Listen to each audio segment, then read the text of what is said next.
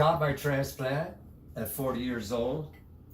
Uh, no, I'm sorry, at 42 years old, because I was on dialysis at 40, hemodialysis. I was not on peritoneal dialysis that they never even had at that time when I was on dialysis. At that time, they told me when I got my transplant that I had cysts. I had cysts on my liver. And I said, well, I never had Google at that time. I never had any of the information that you people on the net have today. So I encourage these people out there who have polycystic kidneys to research Google because it's very informative.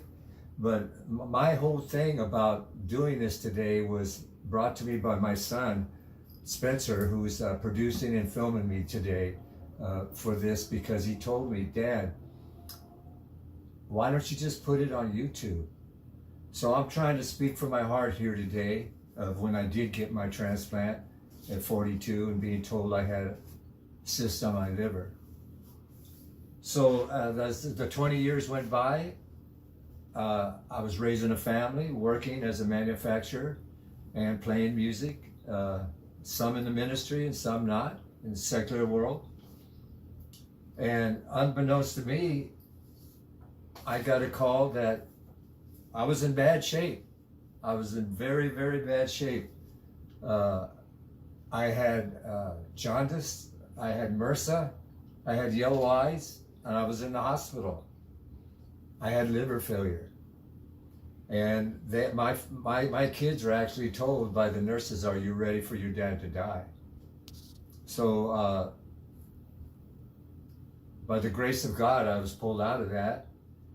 And I got summons to Mayo Clinic in Jacksonville, Florida, through my insurance plan, Kaiser Permanente, that I was going to get a liver. I was going to get a liver transplant. So the only condition was I had to take a caregiver with me. And I'm just very thankful for my caregiver, the grandmother of my first child, who was out of wedlock, but she was my first child when I was playing music, and she was raised in New England, and her grandma was my caregiver, and eventually she got me another caregiver from California.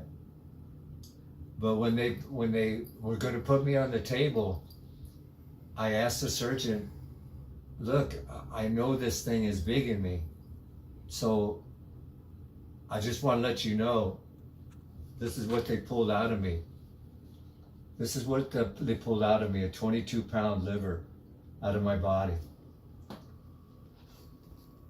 So I know it's pretty graphic, but the surgeon allowed me to have a picture of it, not in my body, but when they put it in the pan. A normal liver is 5 to 7 pounds, and I carried a 22-pound liver. Me and my twin sister weren't even that big. We were the biggest set of twins in LA County in 1949. And like I said, I was breech birth. It took me an hour to get out of there. But I'm very grateful to all the people in the medical establishment that have helped me through the past. But I'm really speaking to those people who are in the dialysis centers right now today, in those places who transport people to peritoneal dialysis.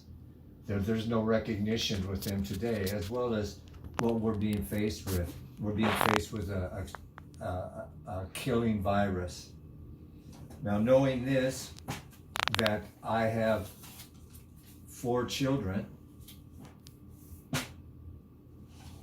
I don't know if they have this disease. But I know there's a lot of people that I'm speaking to today that have polycystic kidney disease.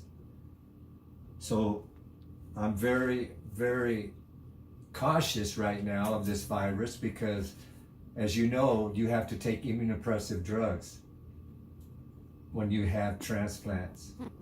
And so that makes me a high-risk patient. A high-risk patient means I'm totally confined to my house. I only go when I have to have a blood test for my doctors to see how everything's running. And to this day, everything's running, thank you, Jesus, perfectly. I've made other hurdles in my life with other issues, as previously spoken to you, that I've overcome.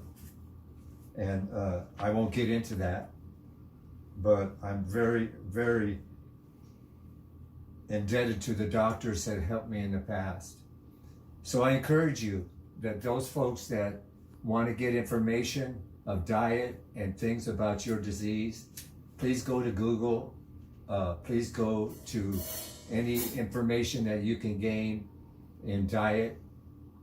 And again, it's most important that if you do have a transplant of any kind, I have a kidney and a liver, and I take a small amount of anti-rejection drugs, but I'm a very high risk patient to combat this virus.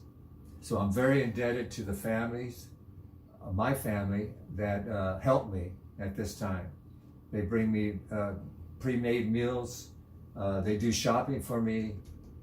Without my family, I would be in dire straits. So if you're one of those patients that have a transplant and you're immunosuppressive suppressed, you're a high-risk patient. You need to protect yourself. You need to wear the proper gear, and furthermore, you need to not get exposed to have you grab this virus.